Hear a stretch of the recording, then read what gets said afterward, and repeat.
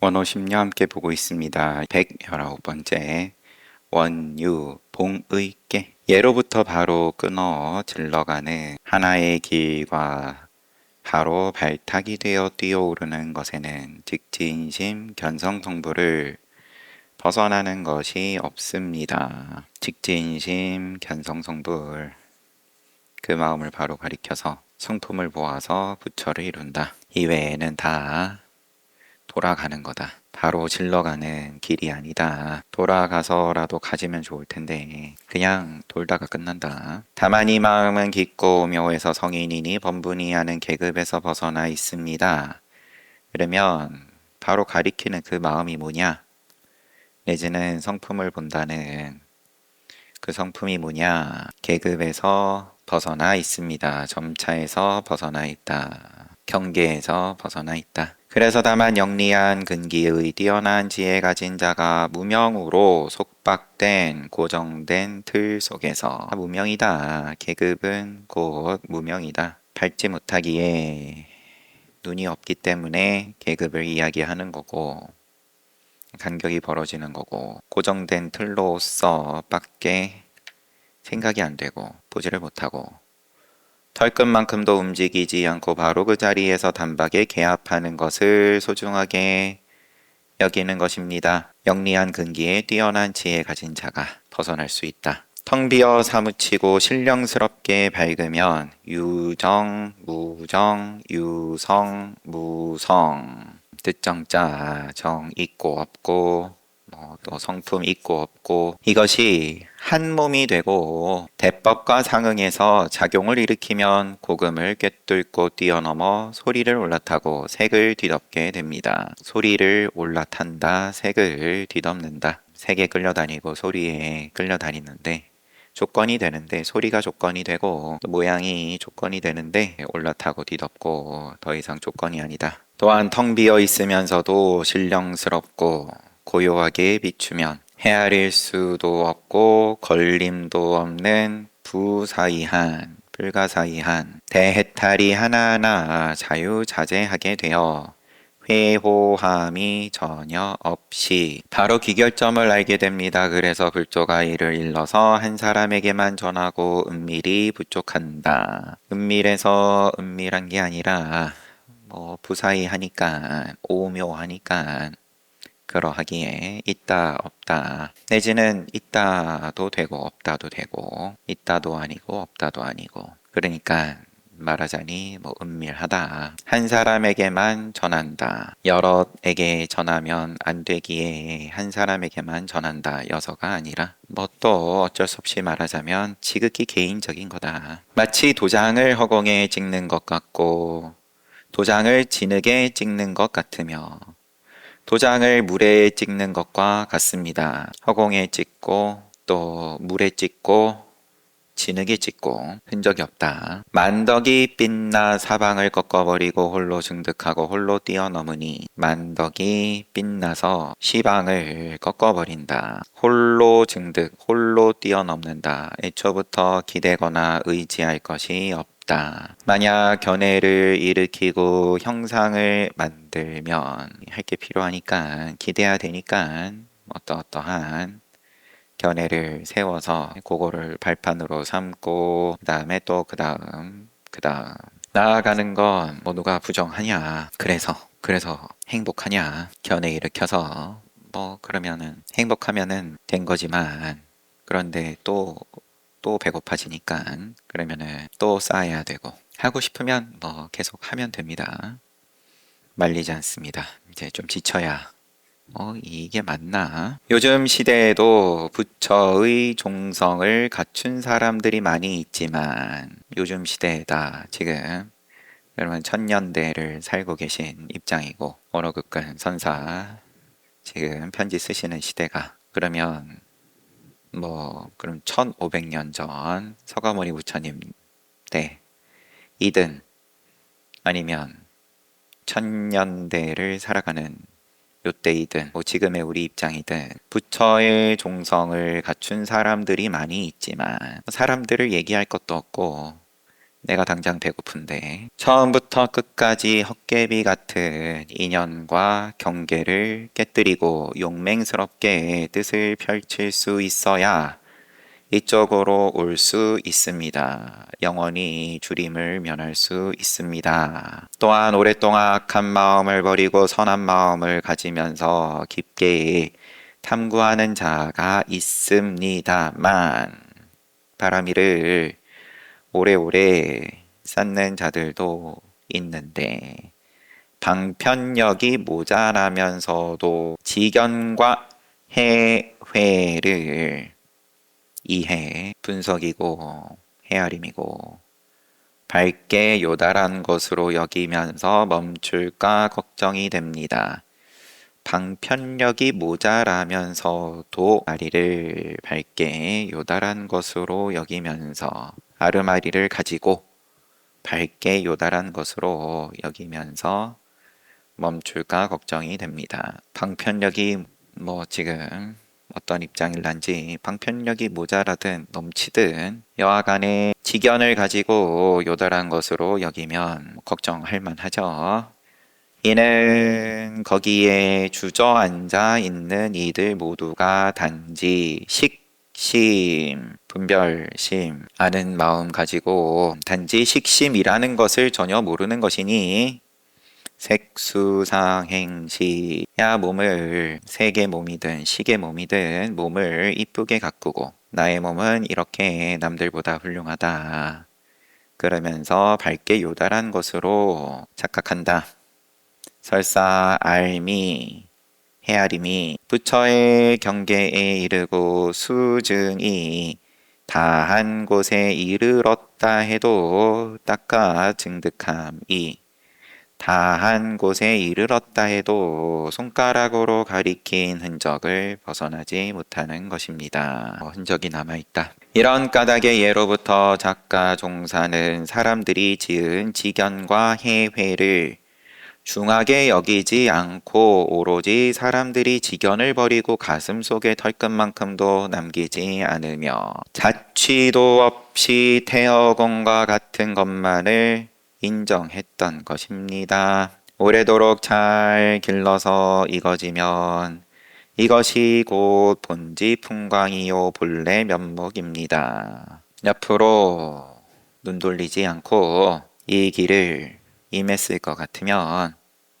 끝까지 가는 거다. 그것밖에 없다. 직진심 견선성불이 이와 같다. 이것이 고금에 뻗친 경지에 이르면 옛과 지금에 뻗쳤다.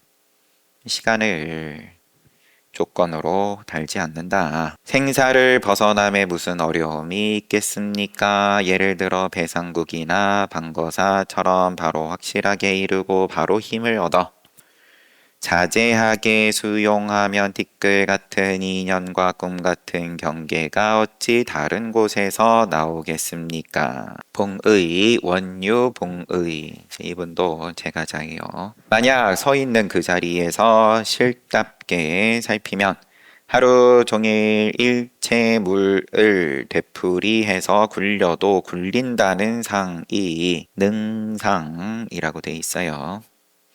일으킨다, 주관이다, 능이다. 이게 없게 됩니다. 또한 무심하고 텅 비어 마음을 내거나 생각을 움직이지 않고 스스로 천진함을 따르면 하늘의 진짜 백이다. 내지는도 필요 없고 뭐가 그러면 하늘의 진짜 백이냐?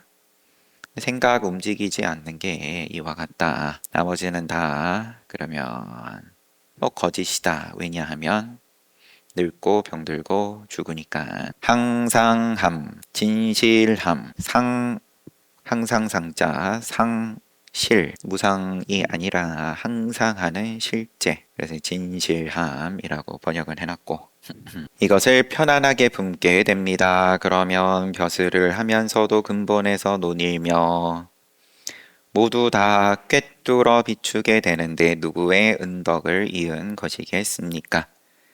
이미 그것을 알았다면 흐르는 물을 따라 내려가는 배와 같아서 대강 좌우를 돌아보며 붙잡고만 있어도 자연히 빠르게 반야에 상응하게 됩니다.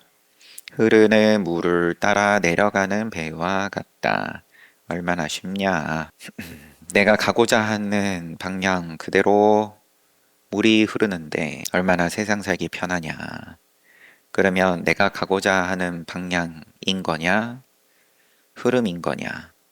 물의 흐름이냐? 물의 뜻이냐? 나의 뜻이냐? 구분이 애초에 의미가 없어진다. 대강 좌우를 돌아보며 붙잡고만 있어도 자연히 빠르게 반야에 상응하게 됩니다. 노 좋을 것도 없다. 배만 잘 붙잡고 있으면 된다. 이것이 선객들이 말하는 이른바 스스로 하는 공부를 하는 곳마다 헛되이 지내 버리는 시절이 없으니 끊임없이 오래도록 불태전의 마음을 쓴다. 늘 불태전이다. 입에는 너무 쉽네. 전진밖에 없네. 세간의 유루와 무위를 다 버리고 그런 다음에 무위무사에 들어갈 필요가 없습니다. 유루 또 유위 버린다. 버려야 한다라는 그럼 그거 다 그러면 거스르게 되는 건데 인연에 원래 두 가지가 아님을 마땅히 알아야 합니다. 만약 버리고 취하는 마음을 품는다면 두 개의 말뚝을 만들게 되는 것입니다. 그러므로 일체시 일체처에 오로지 이것으로 실제를 삼아 힘쓰면 모든 번뇌의 흐름을 끊고 대안락을 얻게 될 것입니다. 일체시 시간과 공간에 일체에 시공간에 그러면은 늘 내가 서 있는 그 자리가 내가 있어야 할 말뚝이었네. 너무 편하다. 근데 말뚝이 두 개가 돼버리면 벌어지면 간격이 이쪽 말뚝에 있으면 저쪽 말뚝 눈에 들어와서 절로 가야 되고 저기 가서 서면은 또 이쪽 말뚝으로 와야 되고 지겹지 않냐. 똑똑하면 몇 번 똑똑하면야 뭐 몇 번 하지도 않겠지만 상근기일 것 같으면 그 정도는 안 되더라도 왔다 갔다 해보고 나면은 이거 좀 이상한데 눈치를 채야지. 그런 다음에 뭐 수행을 하고 싶은데 몸의 업식이 참 쉽지가 않다. 그러면 또 그때 일인 거고 왔다 갔다 하는 게 그저 책으로만 보고 경전으로 그래서 뭐 버려야 된다. 탐진치를 버려야 된다. 이제 그러면은 이제 늘 억울할 수밖에 없죠. 120번째 엄과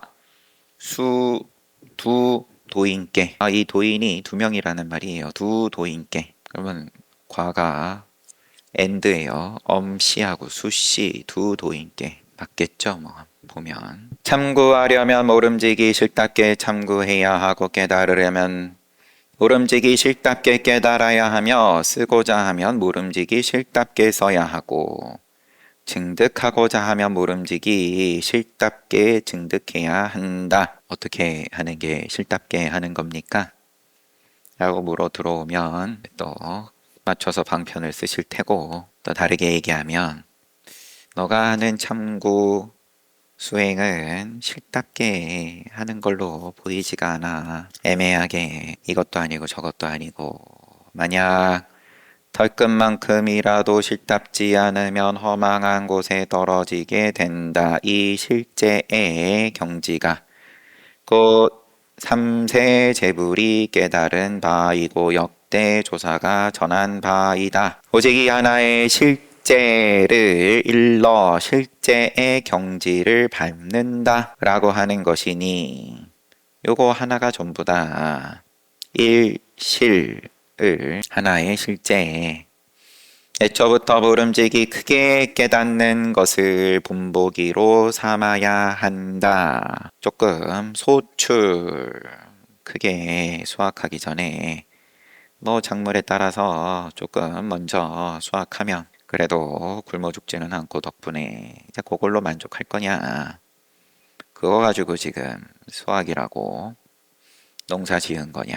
만약 단지 문안만을 알고 고정된 틀이나 지어 자기 주장을 말하고 문에 들어가지는 못하고 문 앞만을 알고서 자기 주장을 말하고 흔들어가지고 장사해 먹고 기경 조용 취사 세워가지고 기틀이고 경계고 비추고 작용하고 취하고 버리고 이치로 따져 알게 되면 철저하지 못하게 된다.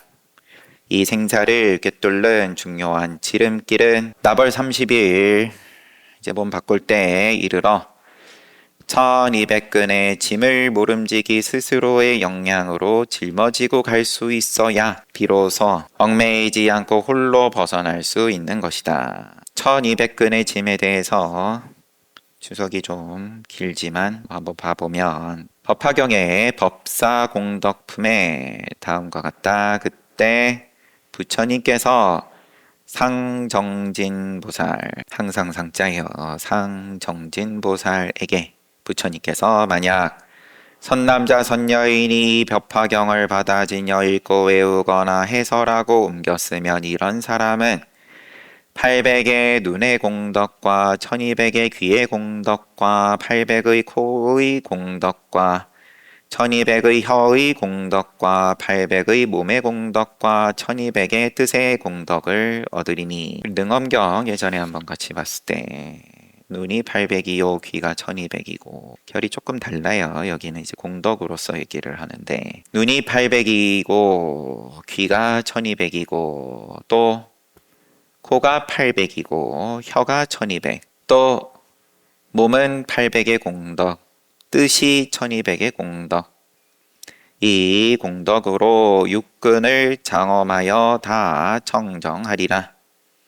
어떻게 하면 법화경 받아지니고 읽고 외우고 해설하고 옮겼으면 이 선남자 선여인은 부모 소생의 청정한 육안으로 삼천대천 세계의 안팎에 있는 산, 숲, 강, 바다 보대 아래로는 아비지옥까지 위로는 유정천에 이르기까지 또한 그 가운데 일체 중생을 다 보고 아울러 업의 인연과 과보를 나눈 것을 다 보아 알리라. 뭐 숫자 1200이라고 지금 이거를 주석을 달아놓은 건지 좀 다른 결이 다른데 싶어요. 또 능엄경에 또 능엄경으로 나와요. 능엄경 얘기도 했으니까 하나나 어떤 것을 중생세계라고 하는가.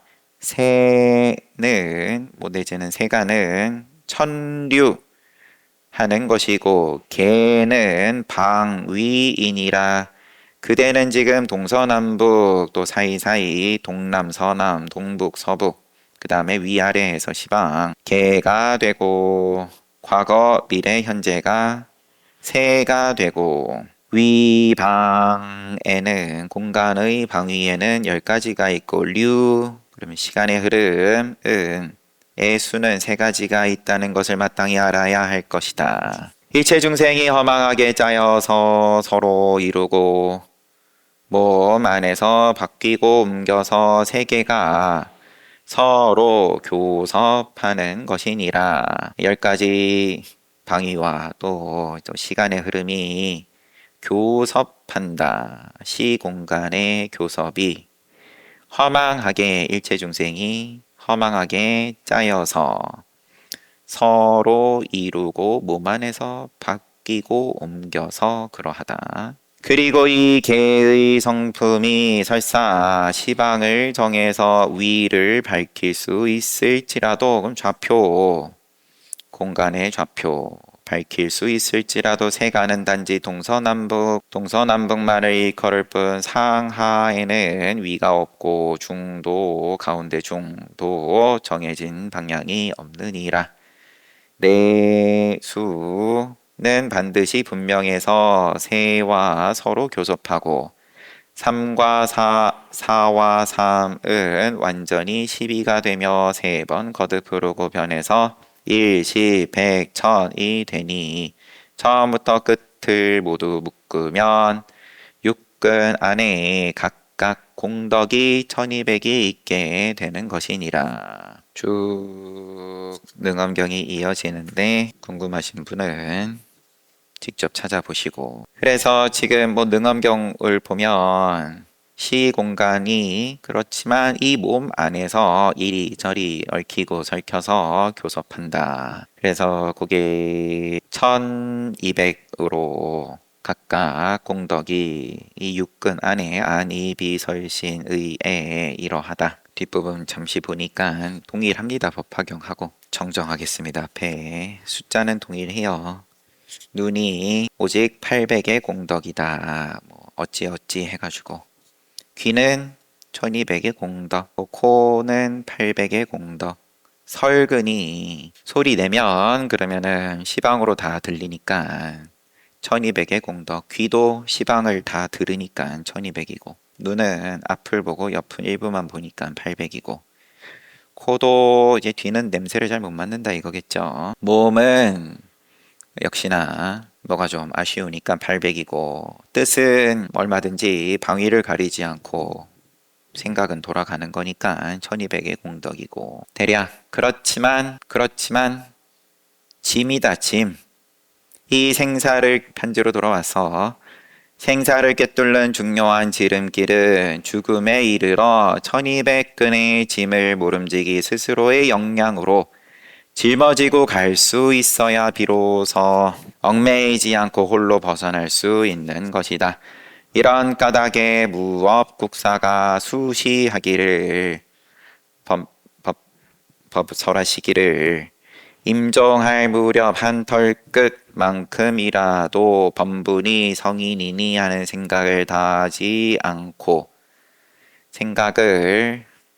않고 다시 생각을 다 해 마치지 않고 털끝만큼의 분별도 없애지 않으면 바로 가볍고 무거움에 따라 오음이 따르게 된다. 오온이 색수상 행식이 가벼우면 이제 가벼운 뭐 미세한 몸 또 받는 거고 그러면 뭐 천인으로 내지는 뭐 천룡팔부로 살겠지만 여하간에 또 몸 받는다. 옛사람은 생사의 일을 중대하게 여겼다. 그렇기 때문에 도를 찾아 스승을 찾고 결택했던 것이니 이것이 어찌 단지 말이나 배워 이치로 할 수 있는 것이겠는가. 고인의 공안에 대해 300번이나 500번 일전어를 훌륭하게 말해 주더라도 옛사람의 그렇게 깨닫게 하기 위한 방편의 소리를 300번이고 500번이고 간에 훌륭하게 말해 주더라도 바로 얻을 수 있겠는가. 무릇 총명하고 교활한 지혜는 모두 도를 가로막는 근본임을 알아야 한다. 모름지기 그윽하게 고요함을 붙잡아 심신을 내려놓으면 심신을 어떻게 해야 내려놓냐. 막판 가면 죽을 것 같으니까 결단코 이거는 제가 포기하지 못합니다. 마치 흙이나 나무 기와 조각과 내려놓으면 흙, 나무, 기와 조각, 돌멩이처럼 되는 것을 두려워하지 않는다. 그러면 매견이 업의 뿌리가 되는 종자를 뒤집어 그릇됨을 알게 되고 부처를 배우고 법을 배우는 것이 마치 독약에 중독된 것처럼 보게 된다. 배우고 배우는 것이 허망한 줄 안다. 그런 다음 불법을 꿰뚫어 벗어나야 곧 본분사를 체득하게 되는 것이다. 이것은 작은 인연으로 성취될 수 있는 것이 아니다. 인연이 짧으면 되겠냐? 오래 참고한 사람이라면 더욱 내려놓아야 하고 선인이 도운이 하는 것을 짊어지고 경솔하게 훼손하지 않아야 한다. 엄과 수 두 도인에게 지금 보내는 편지입니다. 얼마나 두 분께서 큰 도를 성취하고 수행을 하는지는 모르겠지만 사실은 눈에 뻔하지만 경솔하지 마세요. 뛰어난 부류는 투철하면 투철할수록 더욱 낮추고 세밀해야 하며 고명할수록 감추고 드러내지 않아야 한다. 아무것도 알지 못하고 도무지 할 줄도 모르는 쓸모없는 사람이 되어야 한다. 인간의 쓸모가 간절하고 목마르고 들썩들썩하면 스스로 그런 줄 봐지냐. 또한 행해도 티끌조차 움직이지 않고 말하더라도 사람들을 놀라게 하지 않으며 담담히 편안하고 한가롭게 항상 공경해야. 뭘 공경하냐? 인연을 공경하냐? 부처를 공경하냐? 비로소 보임을 감당할 수 있다. 행해도 티끌조차 움직이지 않고 말하더라도 사람들을 놀라게 하지 않는다. 사람들이 알아보지 못한다. 드러내지 않을 것 같으면 티가 안 난다. 그게 공경이다. 일체의 위순 경계에서도 마음이 동요하지 않고 뜻이 바뀌지 않게 된다. 그래서 달마는 이를 일러 일상삼매 일행삼매라고 했던 것이다. 이게 삼매다. 드러나지 않고 티나지 않고 알지 못하고 할 줄 모르고 쓸모없고 고금의 작용과 기연에 이르기까지 자유자재하게 되더라도 가슴 속에 남겨두지 않고 무심하고 관대해야 한다. 닿으면 구르고 누르면 움직이며 속박해도 얽매이지 않아야 천인 만인 속에서 살면서도 한 사람도 없는 것과 같게 된다. 이것은 억지로 되는 것이 아니라 운행되는 대로 이렇게 되는 것이다. 하지만 여기에 다시 모름지기 말 후에 한마디 말후구를 알아야 한다.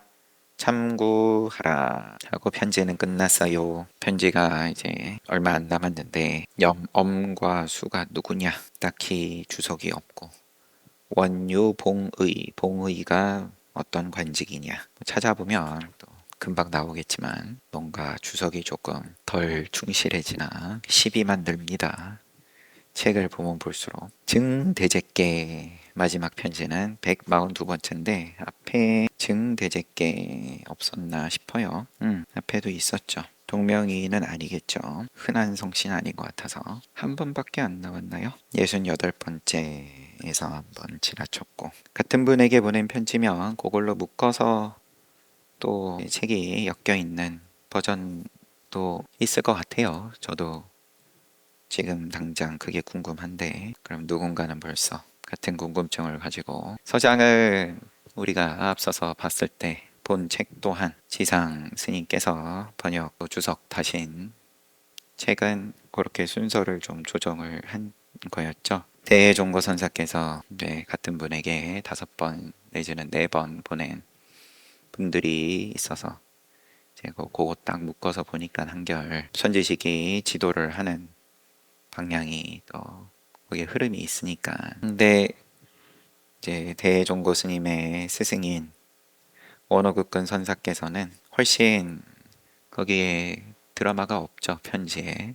그냥 늘 한결같은 말씀으로 조금씩 뭐 또 차이도 분명히 있긴 있지만 이제 그런 부분에서 그러면 이제 가나선의 입장이 또 이런 어떤 선지식의 입장의 어떤 모양 드러나는 모양의 차이가 또 담겨 있는 거고 그만큼 좀 더 친절한 입장인 걸 테고 오늘도 잘 봤습니다.